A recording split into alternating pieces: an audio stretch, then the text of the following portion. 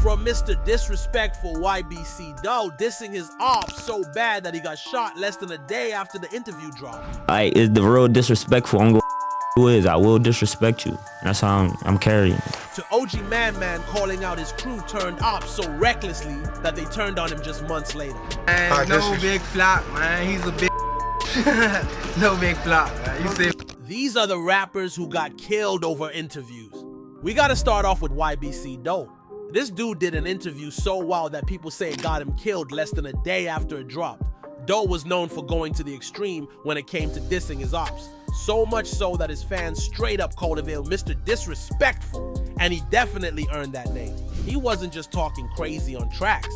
Back in February 2024, he even took it to a whole new level by digging up one of his ops' graves. Yeah, he really went there. Got no stone, get dirt up. Hey, yo, where the at, yo? But that wasn't even the craziest part. In May, Dul took things to a whole new level when he pulled it up on No Jumper and went off on all his ops. No filter, no holding back, just straight disrespect. He wasn't just talking slick, he was making sure everybody knew exactly how he felt. All ops, K, G, 6th Street, Belmont, y'all never got back. No, 44 CB taming y'all. Look, 38th Street, is the real disrespectful. I'm who is. I will disrespect you. And let's just say, that interview didn't sit right with a lot of people. And here's where it gets real messy. Just a day before he got killed, Brandon Buckingham had dropped an interview with YBC Dul, where he was straight up bragging about his beef. Dul was out here talking reckless, saying he and his crew were really getting their ops smoked. He even went as far as saying that almost nobody in his hood, including his enemies, was ever outside because him and his gang had the whole block shook. He wasn't just rapping about it, he was making it clear that they were out here terrorizing the streets. He got gun butted with it. Everybody getting shot. Mom, dad, sisters, brothers. We proving a point. It ain't no more dice games. No, it ain't no block you could go on down here and people outside. At one point, it almost sounded like he was bragging about it. But if there's one thing about the streets, is that they never forget. His ops eventually got the drop on him, and on August 23rd, 2024, while he was sitting at a stoplight in Philly, a car pulled up and let off 5 shots, hitting him in the hand and chest before speeding off. Just like that, all that talk came back to haunt him. We are learning new details about the investigation into the murder of a person police say is a well-known gang member. The sound coming from this surveillance video, and it shows the moments someone in a white Hyundai Santa Fe pulled alongside an SUV and opened fire. His friend tried to rush him to the hospital, but it was too late. Dul didn't make it. And honestly, he probably should have chilled with all the dissing, because that's exactly how a lot of his homies went out too. The streets don't play, and when you keep pushing the line, eventually, it pushes back. But if you thought that was wild, we gotta talk about Julio Foolio, because a lot of people believe he's the reason Youngboy and Ace got hit. And not just him, but also his brother, who didn't make it. This beef runs deep, and Foolio's name has been at the center of it all for years. The drama between Jacksonville's ATK and KTA gangs isn't just some rap rivalry. It's a full-blown war that's played out in music, on social media, and tragically, in real life. Youngboy and Ace, repping ATK, and Julio Foolio, the face of KTA, have been locked in a deadly back and forth that's claimed multiple lives. It all really took off in 2017 when Foolio's cousin, Zion Brown, was killed. Then, just a year later, Youngboy and Ace barely survived the hit that took out his brother and 2 close friends during what was supposed to be a birthday celebration. Instead of letting things cool off, Foolio took things up a notch. He started mocking the dead, even putting Youngboy and Ace's brother on a t-shirt. And when Who I Smoke dropped, a track that infamously name-dropped Foolio's fallen friends, he didn't hold back. He claimed some of the rappers on that song used to be his fans before they turned against him. At one point, there was even talk about possibly squashing the beef. In an interview, Foolio said they might sit down and talk things out sooner or later, even revealing that he and Youngboy and Ace had spoken a couple of times. Probably happen sooner or later. You never know what God got planned, you know? I told him that a couple times, you know? We be talking time to time, like, you know what I'm saying? But when Ace was asked about it on Vlad TV, he denied ever meeting Foolio in person, claiming Foolio and his crew were just dissing him for clout. Later, he admitted they had exchanged messages, but wasn't open to working things out. They rap to diss me so they can get views, so I can respond. So that's their way of like. This is where things got twisted. When Foolio said the beef would end sooner or later, some fans believed he meant they'd eventually make peace. But others, especially those close to the situation, thought he meant something much darker. That the only way this was ending was with retaliation. And Youngboy Ace, knowing the history and the weight of Foolio's words, seemed to take it as a warning. Then came 2019, when Foolio faced his own devastating loss. His little brother Bibby was gunned down in an apartment complex shooting. But the cycle of disrespect didn't stop there. ATK rapper K-Su took things even further, putting Bibby's face on his album cover and rapping about smoking Bibby. That move backfired when Jacksonville's police arrested him for Bibby's murder, making it clear that this beef wasn't just about music, it was real life with real consequences. Foolio, never one to back down, responded in the most reckless way possible. He dropped a video dancing in a graveyard, holding pictures of the 3 victims from Ace's camp and singing happy birthday. The video blew up, racking over 6 million views, solidifying what people started calling smooth drill. Deadly disses layered over upbeat tracks. I see you. I see you. When I eat on his birthday, 4 shot, 3 dead in the worst way. Fast forward to Foolio's death, and the internet couldn't ignore how Youngboy Ace reacted. He seemed a little too happy, celebrating in a way that felt almost like payback. And then came the biggest bombshell, the track Do It, where Ace seemingly alludes to having a hand in Foolio's murder. Whether it was a direct confession or just another drill rapper taking credit for something bigger than him, it only added fuel to the fire. At the end of the day, sources claim that Foolio's relentless disrespect, the mocking, the taunts, the t-shirts, the graveyard stunt was the final straw. Youngboy Ace had taken hit after hit, losing people close to him, and many believe he simply couldn't take it anymore. And now, the cycle continues with one question lingering. Was this all inevitable, or was there ever a way out? Now let's talk about Tan the God, because her situation is even crazier. She made major headlines back in 23 for allegedly killing her ex, and then dropping an entire project about it. Yeah, you heard that right. Tan was an up-and-coming rapper from Oakland who had been grinding in the rap scene for a minute. But in 2023, she went viral when she released a project called X-Wood Pack. Nobody really knows what actually went down, but if you listen to the lyrics, Tan made it sound like she put her ex in a pack and was smoking on him. Then she took things even further by pulling up on Kid L's podcast to talk about it. Now, she never outright said she did it, but the way she danced around the situation, let's just say she wasn't exactly denying it either. Threatening the whole family and you know, and you know where people live. You know where my loved ones live. You gotta go. you got to go. Especially if you got the audacity to threaten them. What? You threatening my people? Everybody gonna die. During the interview, Tan made it sound like her ex had been abusive and was even sending death threats to her family. And that's why she allegedly took him out. Kid L straight up asked her how she was still free. Like, if she really did it, why hadn't the cops done anything yet? Did they side with her? Did she beat the case? Or was it all just rap cap? Tan didn't give a clear answer, but the way she talked around it only made the whole situation way more suspicious. Were you not afraid of like police or did they like side with you on it? Or, like, how did you evade like any type of like consequence basically?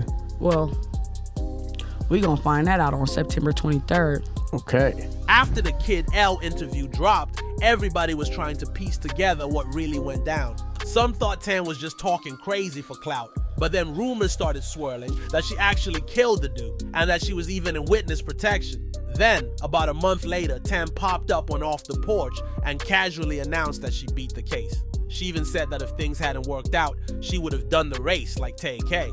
At this point, people still weren't sure if she was just trolling or dead serious. But then, she pulled the most wild stunt yet.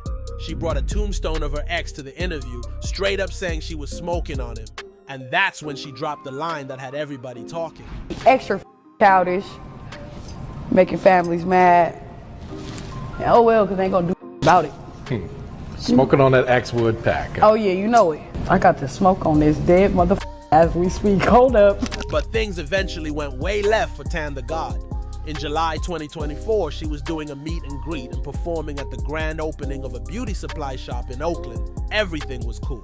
she was chopping it up with fans she had. Until out of nowhere, a dude ran up on her and shot her right there in broad daylight. Witnesses say a guy in a hoodie walked in right after she finished talking with fans.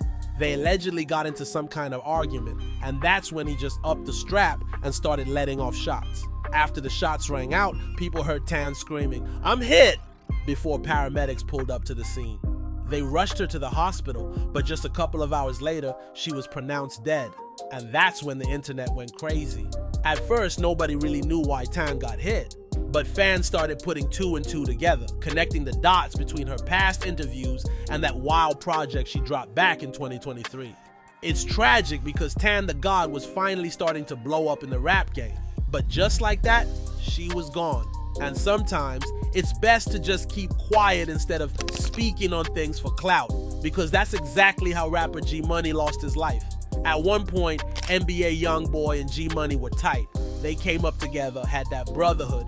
But all of that changed when G Money pulled this move in a 2017 interview with Say Cheese. He said, "Really, he mad about his sister too, though."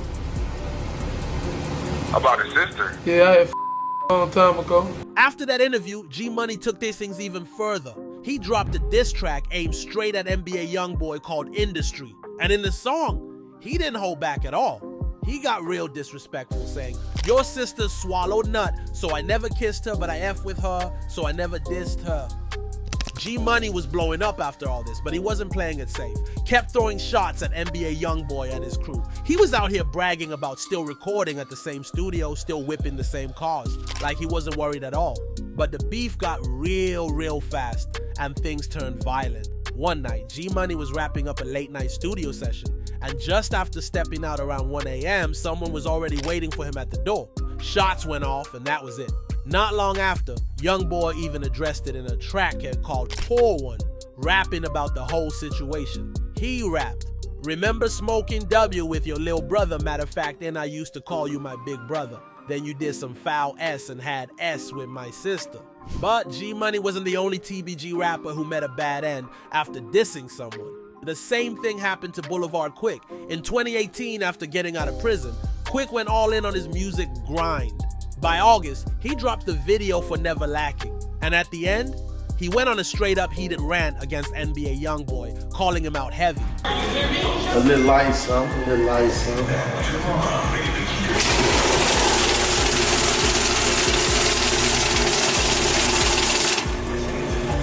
A little light.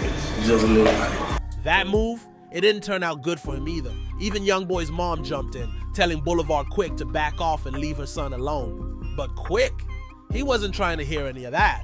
Instead of letting it go, he clapped back, telling her to mind her business, which only made things worse. That move really set Youngboy off, and from there, the tension hit a whole new level. Yeah, man. Boy, mom. Just a few weeks later, in November 2018, Boulevard Quick was killed. Police found his body in the parking lot of his apartment complex. NBA Youngboy even spoke on the situation in a track saying, "They spoke on my mama, I ain't wanna talk, I end up K-ing her." That line had people talking, making the whole situation even more intense. But now, let's get back to OG Manman. Unlike YBC Dul and Tan of God, he wasn't really a rapper like that. But in 2016, he went viral for dropping a diss track so wild, so disrespectful, that even DJ Academics straight up called it demonic.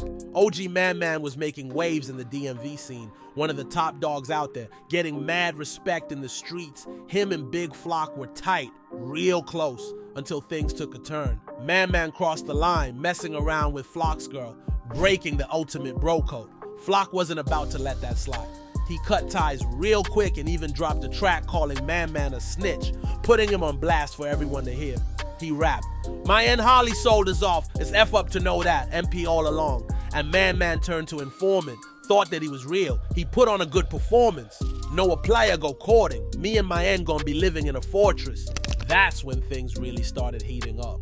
That was a serious accusation, basically putting a target on Manman's back while he was still locked up.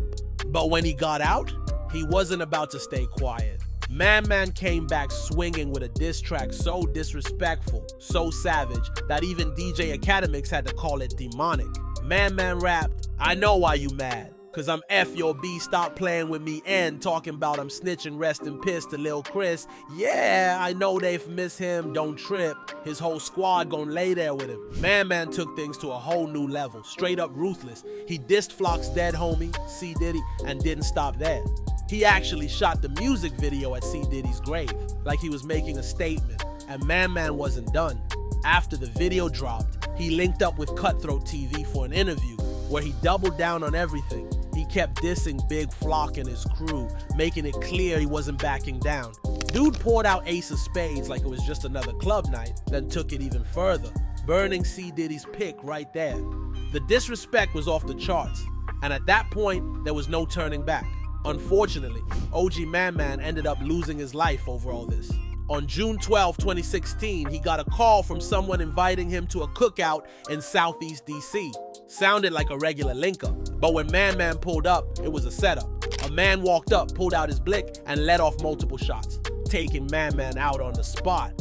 As soon as it happened, all eyes were on Big Flock. People suspected him right away, and not long after, the cops raided his home looking for evidence, but all they found was some ammo and a few $1,000s worth of narcotics. Since they couldn't tie him directly to Manman's death, they hit him with gun and drug charges instead. He ended up taking a plea deal and got 45 months in jail. Now let's talk about Lil JoJo. Back in 2012, he started making a name for himself after dropping his track BDK, where he went straight at the Black Disciples. JoJo was from the south side of Chicago and repped Brick Squad, a subgroup of the Gangster Disciples. Funny thing is, JoJo wasn't even a rapper at first, but after hearing Lil Durk's L's Anthem, which dissed his gang, he decided to fire back. On April 27, 2012, he dropped a remix of Chief Keef's Every Day, calling it BDK 300K, where he took shots at the entire BD count, including Chief Keef, Lil Reese, and Durk. And he didn't stop there. Since BDK got so much attention, JoJo kept the disses coming, using the beef to build up his rap career. JoJo kept the pressure on with more diss tracks. He followed up with Tied Up, taking even more shots at Chief Keef. Then he dropped another diss, a remix of Yo Gotti's I Got That Sack, where he straight up claimed one of his homies had knocked out Lil Reese. In the track, he said, catch him in traffic with Lil Reese. Man, they gon' feel this Mac BDK, that's my team, and my city got my back. Went to school with Deezin, but that don't mean my knocked him out, you should have seen that S. And in the outro of the song, they took it even further, disrespecting David Barksdale, aka King David, the founder of the Black Disciples. A lot of people took offense to that diss, and Lil JoJo quickly became one of the most hated GDs in the city. But he wasn't done yet. In a TP radio interview, he brushed off the backlash and even hinted that he had more 300K disses in the works, like he was planning a sequel to the whole thing. So you got a mixtape on the way? Not right now, probably in about a month or two. Okay. You got a title for it? Live from 069. I bet that. So how long you been doing it, bro? I just started this. But on September 4th, 2012, Lil JoJo's life came to a tragic end. He was riding his bike with his homies along 69th Street when a car rolled up on him and shots rang out, knocking him to the ground. Sadly, he was pronounced dead at the hospital. JoJo made a fatal mistake. Just minutes before, he had dropped his location on Twitter, tagging Lil Reese and basically calling him out, saying he was outside if Reese wanted to pull up. A lot of people suspected Lil Reese was behind the hit since they had been going back and forth for months before the shooting. So these were the rappers who many believe were killed because they were too direct for their ops. Whether it was reckless talk, street politics, or something even deeper, their words had consequences that couldn't be taken back. Was it all just bad timing, or were they marked the moment they spoke? Only time will tell.